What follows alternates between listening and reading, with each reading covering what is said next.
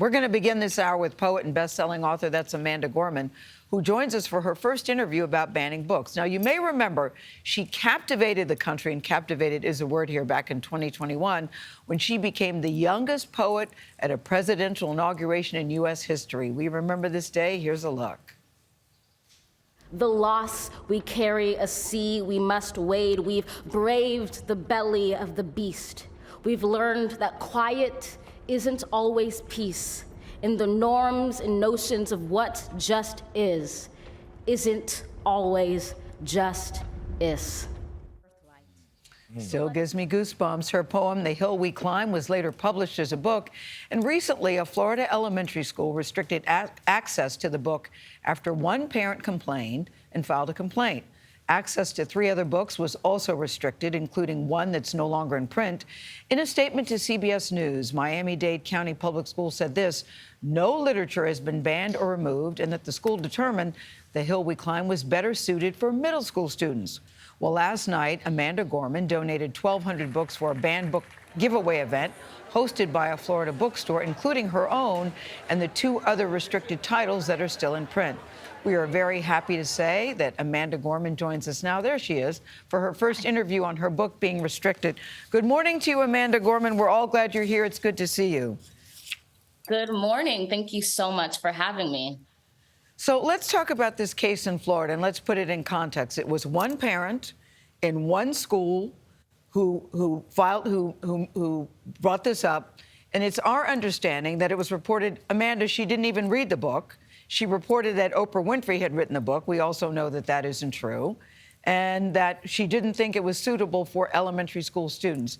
What was your initial reaction when you heard? What are your thoughts? My initial reaction was a mix of shock and sadness at the same time. One, because I couldn't understand a reason for rendering this piece as inappropriate for elementary school students. And also because when I wrote The Hill We Climb, it was so important for me that young people would see themselves represented in a significant moment in our democratic history, and that the reality of that in that moment would be erased for young people who deserve to see themselves at a place and station like that. That was just really disappointing. But Amanda, let's talk about the terminology a bit more, because this all comes under the rubric of banned books. People on the left use that term. You were at a banned book event. And I think people on the right say, look, these books are still available at every bookstore, your book, your words, all over the internet. You can go to public libraries and get them. And this is really, it's just a modest concession to parents who want some control over the intellectual, religious, and political development of their kids. So is banned really a word that you want to be using here? Absolutely. I think I'm so grateful that you've brought up this question, because there's a huge loophole that exists where we expect if a book isn't being burned behind a school or thrown away, that's not a ban. Well, what happens is removal and restriction, I guess, would be even more accurate terms. For example, in the case of my book and the 3 other books that were banned from Bob Graham Education Center, you will be told that it hasn't been banned, but it has been moved from elementary school shelves to a media center. Students now need to specifically request for those books in order to see them, and they can't read them until they prove to a media specialist that they have the correct reading level for those books. And so I think we have to broaden our understanding of the restriction and the removal that's going on. And just because a book is still technically in circulation doesn't necessarily mean that the access to that book has been preserved. If anything, we're seeing a lot of rolling back of that access. Well, Amanda, what about the parents' role in all this? Because that's what's driving it on the right. A lot of parent anxiety that they've lost control of what's going in their child's brain at school every day. And what balance do you believe should be struck between a parent's right to guard and inform their child as they see fit and the school's duty to expose the child to all sorts of intellectual material?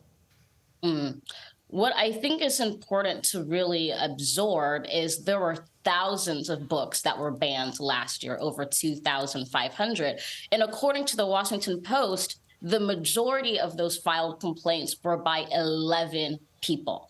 And what that underscores for me is with how the structure works in our schools and libraries with laws that have been passed. All it takes is one person, one quickly written complaint to render that book inaccessible for everyone else in that community. And so I see it less as an issue between parents and schools because when you think about it, every parent has the right to make decisions about what their child can read.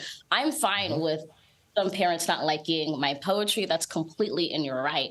But when we get to the situation where that one person dislike of my work leads to everyone else not having access to that, that is a huge issue, I think, because it encroaches on our freedom to really absorb and love and enjoy literature from where we are. And again, one person who allegedly didn't read the book. That's the thing that strikes me, too. She didn't even read the book. Right. It shows how little goes into some of these complaints. Exactly. So, Amanda, it's Vlad.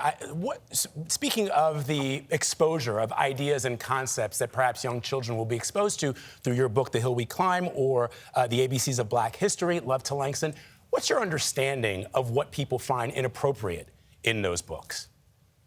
So if you look at the research, the majority of books that have been banned fall into two camps. Either they have characters of color or talk about race in some way, or they have characters that are of the LGBTQ community or touch upon those themes in some way.